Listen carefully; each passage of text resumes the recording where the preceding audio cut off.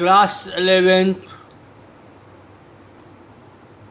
Chapter Newton's laws of motion. हमने आपको बता रखा है कि न्यूटन्स लॉज ऑफ मोशन सबसे इम्पॉर्टेंट चैप्टर है। इसमें बहुत अधिक कॉन्सेप्चुअल नॉलेज होने पर ही आप इसके क्वेश्चंस को सॉल्व कर सकते हैं। अभी हम आपको बोर्ड पर कुछ एग्जाम्पल्स, पहले सम बेसिक प्रॉब्लम्स बताएंगे। पहले हम आपको न्यूटन्स लॉज ऑफ मोशन को समझने के लिए बेसिक प्रॉब्लम समझाएंगे। तो ये रहा पहले में देखिए कि न्यूटन्स लॉज ऑफ मोशन को पढ़ने के लिए हमें टेंशन T समझना पड़ेगा, नॉर्मल रिएक्शन N पढ़ना पड़ेगा और फ्री बॉडी डायग्राम बनाना पड़ेगा। फ्री बॉडी डायग्राम FBD लिख दिया करेंगे तो आप लोग समझें ये फ्री बॉडी डायग्राम है। तो फर्स्ट एग्जाम्पल यह है कि a block of mass m is placed on a surface को हम लोग ग्राउंड करके ऐसे बना देते हैं, ये सरफेस होता है। अब इस पर कितने फोर्सेस लग रहे हैं देखिए।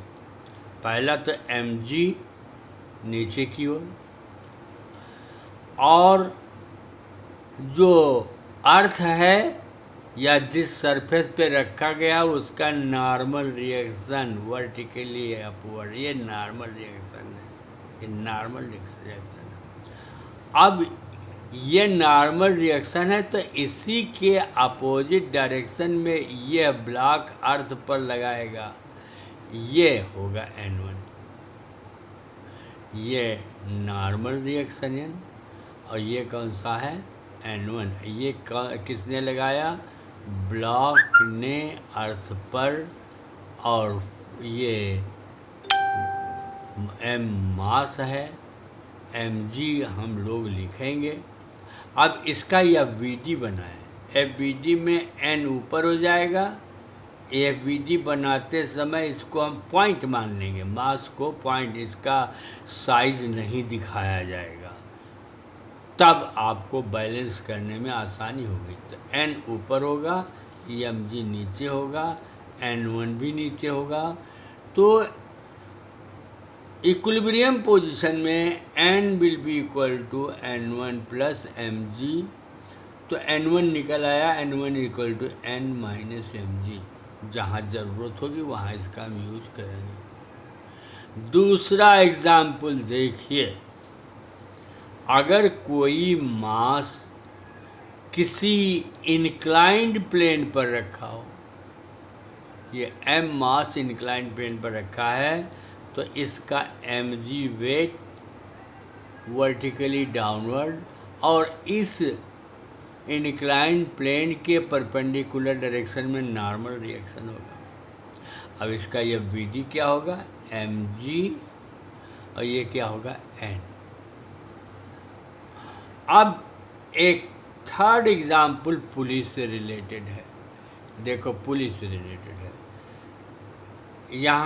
यहाँ A और B दो मासेस हैं, M1 एंड M2, और इनको एक स्ट्रिंग से जोड़ दिया गया है, स्ट्रिंग से जोड़ दिया गया है। तो M1 मास स्ट्रिंग से और M2 मास स्ट्रिंग से जुड़ा, और पुली के ऊपर से स्ट्रिंग पास होती है, पुली को एक बेस से हैंग कर दिया गया।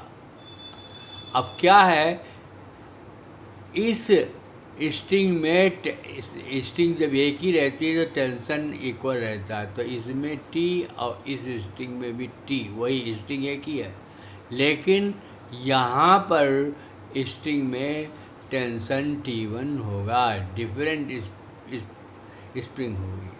अब हम लोग क्या करेंगे कि इसका हम लोग फ्री बॉडी डायग्राम खींचेंगे, मास का भी खींचेंगे, पुली का भी खींचेंगे। तो यहाँ पर पहले आइए मास ए का, उसको पॉइंट मानिए, ये क्या है पॉइंट, तो m1g नीचे वर्क करेगा, t ऊपर, यही तो है, m1g नीचे t ऊपर। अब मास